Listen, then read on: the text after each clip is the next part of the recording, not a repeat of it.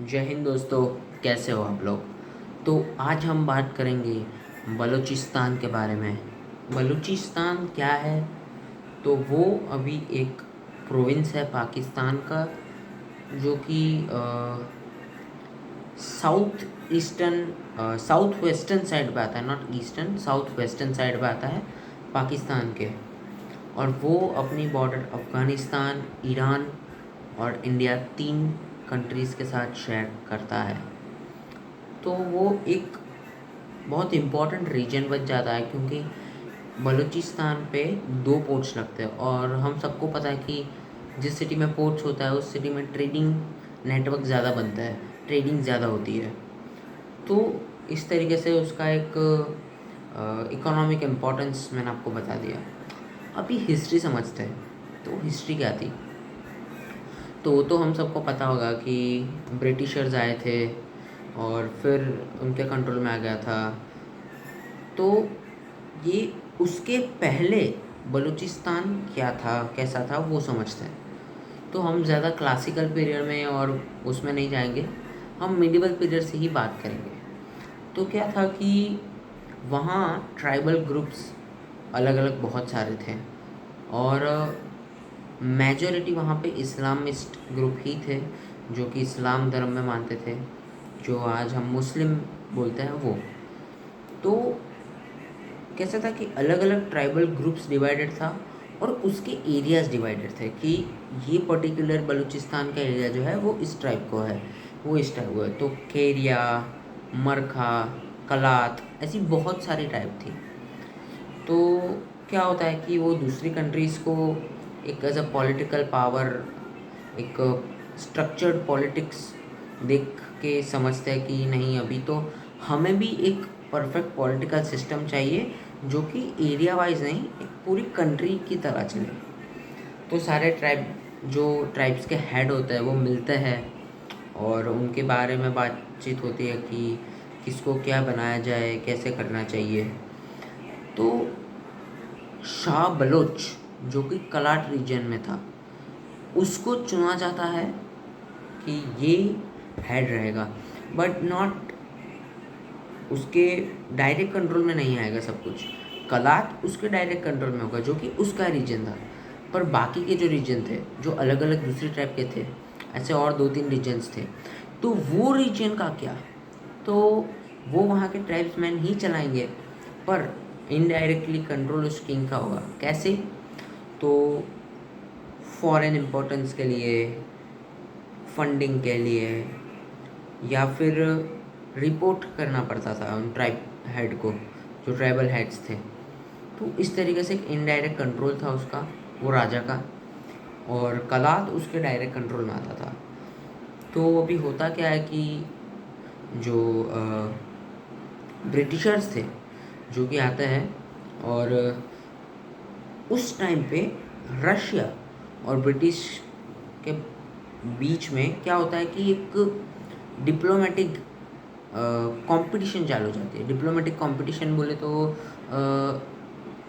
मैं ज़्यादा foreign importance gain कर सकता हूँ, मैं ज़्यादा अच्छा पावर हूँ, मेरे पास ज़्यादा मनी है, मेरे पास ज़्यादा कंपनीज़ है, मेरे पास ज़्यादा मिलिट्री है।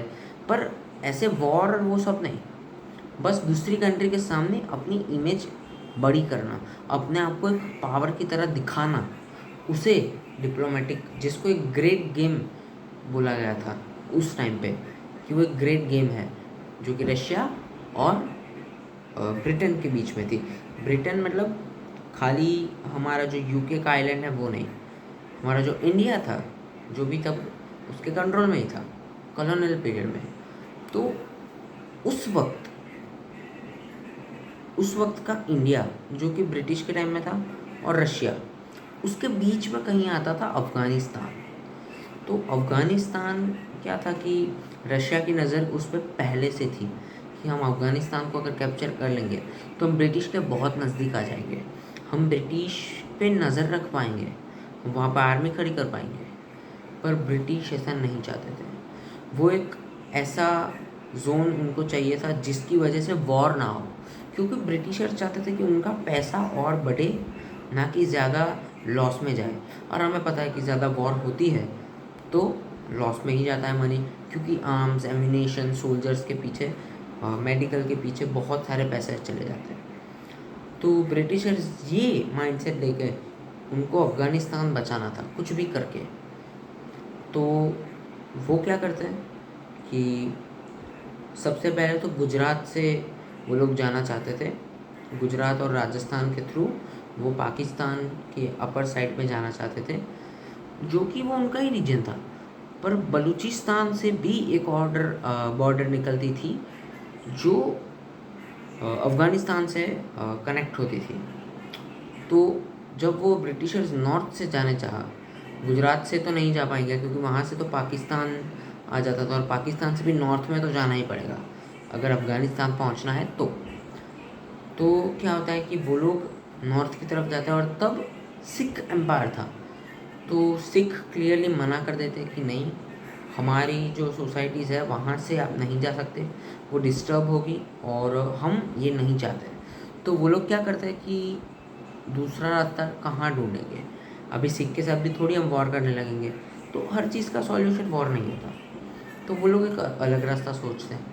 उनको मिलता है बलूचिस्तान, जो कि तब ब्रिटिश के कंट्रोल में नहीं था बट अब आने ही वाला था। और ये मैं बात कर रहा हूँ कुछ 1780s की।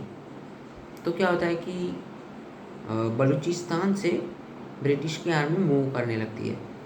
अभी जो खान ऑफ कलात था, जो कि वहाँ का एम्परर माना जाता था, जिसके अंदर कंट्रोल था उसका, वो उसको तो वो लोग मना रहे थे, पर जो पब्लिक थी उसको अभी भी नहीं पसंद कि वहाँ से ब्रिटिशर्स जाए, उनके एरिया से गुजरे।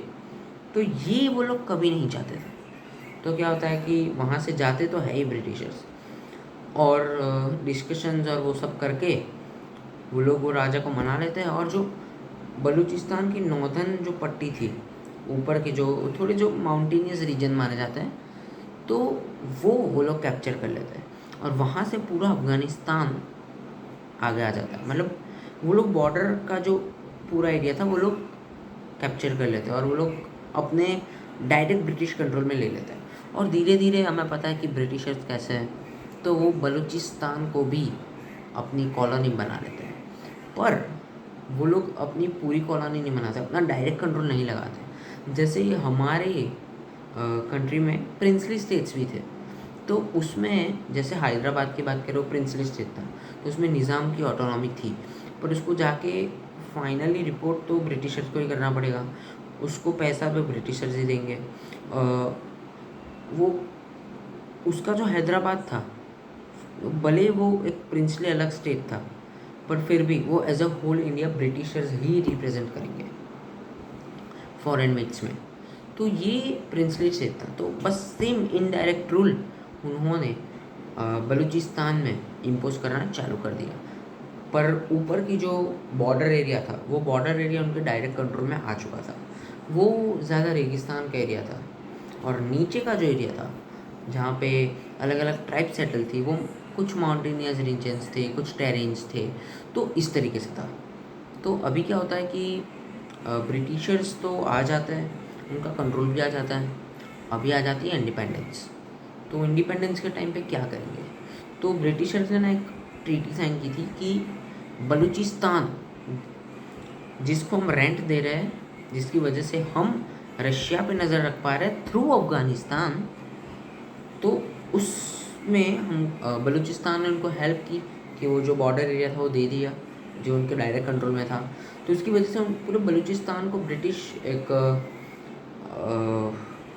इनकम तो नहीं बोल सकते, बट हम क्या बोले, पैसे फंड प्रोवाइड करता था कि आपने मेरी हेल्प की तो ये हमारी तरफ से फंड्स, तो उनको पैसे मिलते थे और उससे वो डेवलपमेंट करता था ऑफकोर्स।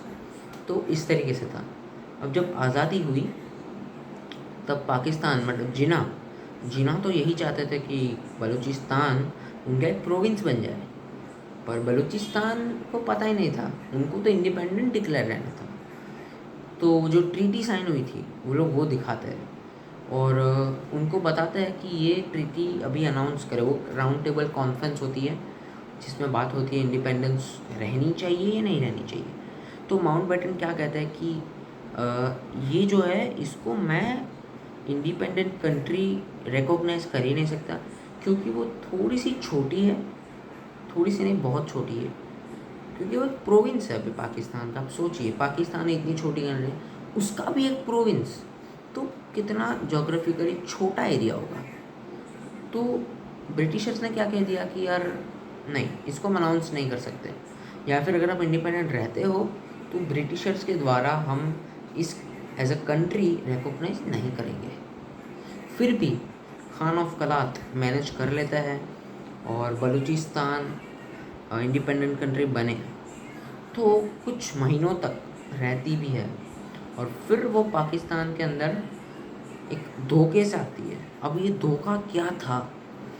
तो पाकिस्तान उन्हें क्या कहता है कि आपने जो ट्रीटी साइन की, आप इंडिपेंडेंट रह गए, पर आपके पास मिलिट्री एड नहीं है, आपके पास अलग अलग चीज़ें नहीं है, क्योंकि वो छोटी कंट्री थी और वो फॉरेन ट्रेड में ज़्यादा उसका महत्व नहीं था, उसका ज़्यादा इम्पोर्टेंस नहीं था।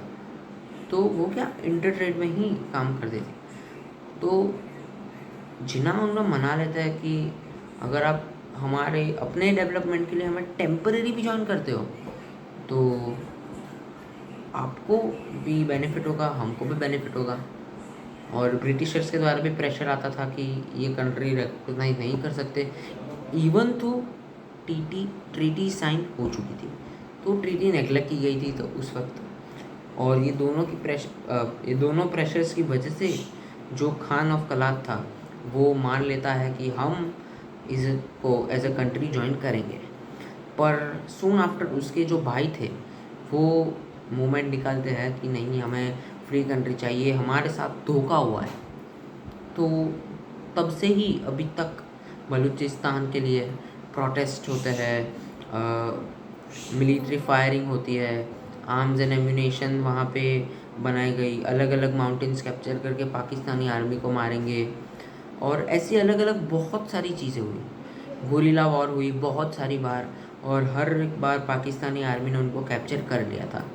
गोरिल्ला वॉर में क्या हुआ था कि उनके जो माउंटेनियस रीजन थे उनको कैप्चर कर लिया था, और फिर जो मिलिट्री थी उनको वो लोग मारते रहते थे, जिसकी वजह से उनको लगेगा कि यार ये बॉर्डर फ्री हो गई है, तो अभी बलूचिस्तान को हम अपना अलग कंट्री बना लेंगे। पर बहुत सालों बाद कुछ नहीं होता, वहाँ पे मार्शल लॉ भी लगता है, मतलब डायरेक्ट मिलिट्री लगती है।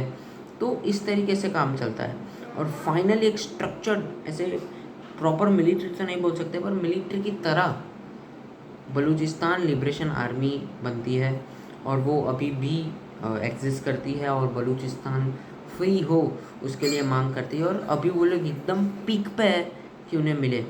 ट्रेन को हाईजैक करते जो क्वेटा से निकलती है, जो क्वेटा सिटी है बलूचिस्तान का, जो ब्रिटिश के कंट्रोल में, डायरेक्ट कंट्रोल में था, जो बॉर्डर एरिया मैंने बोला था वो।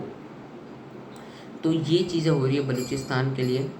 So follow for more, and thank you. जय हिंद।